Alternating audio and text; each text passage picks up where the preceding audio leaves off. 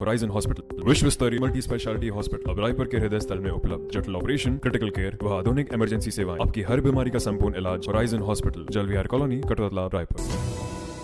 नमस्कार, मैं हूं गोपी कृष्ण साहू और आप देख रहे हैं मीडिया 24 न्यूज। विश्व हिंदू परिषद के केंद्रीय महामंत्री मिलिंद परांडे ने छत्तीसगढ़ में हो रहे अनेक हलचलों को लेकर प्रेस वार्ता की, जिसमें उन्होंने कहा कि बौलौद में जैन समाज को अपमानित किया गया और छत्तीसगढ़िया क्रांति सेना के द्वारा प्रदेश में सामाजिक सौहार्द को बिगाड़ने की कोशिश की गई, जिसके लिए अमित बघेल को गिरफ्तार किया जाना चाहिए। विश्व हिंदू परिषद अमित बघेल के खिलाफ थाने में FIR दर्ज भी कराने की बात कह रही है। उन्होंने यह भी कहा कि जो भी जनजाति के लोग अपना धर्म परिवर्तन करके ईसाई या मुस्लिम बन रहे हैं, उनकी आरक्षण समाप्त हो और उन्हें किसी भी प्रकार के आरक्षण का लाभ न दिया जाए। यहाँ पर जो पिछले कुछ दिनों में छत्तीसगढ़िया क्रांति सेना और उनके अध्यक्ष अमित बघेल जी के जो स्टेटमेंट्स है और जो गतिविधियाँ हुई है, तो विश्व हिंदू परिषद उसकी कठोर निंदा करता है। कुछ जैन संतों के बारे में जिस तरह की भद्दी टिप्पणियाँ उन्होंने की है, उसकी भी कठोर निंदा करता है। और जनबली का जो विषय लिया है उन्होंने, तो यह तो प्रत्यक्ष मारने की धमकी दी है, तो यह तो गैर कानूनी है। उनके ऊपर कार्रवाई होनी चाहिए, विश्व हिंदू परिषद मांग करता है अमित बघेल के ऊपर। और उनके बोलते उनके मंच के ऊपर उस समय मुख्यमंत्री जी के पिताजी बैठे हुए थे, ऐसा दिख रहा है। तो उनकी उपस्थिति में ये होना, इसका एक स्पेशल सिग्निफिकेंस है, मैं मानता हूँ।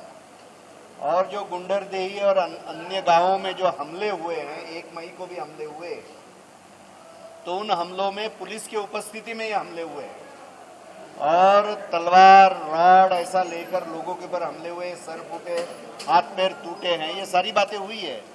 तो पुलिस की उपस्थिति में होना, तो फिर क्या राज्य सरकार इन बातों की तरफ ध्यान दे रहा है कि नहीं?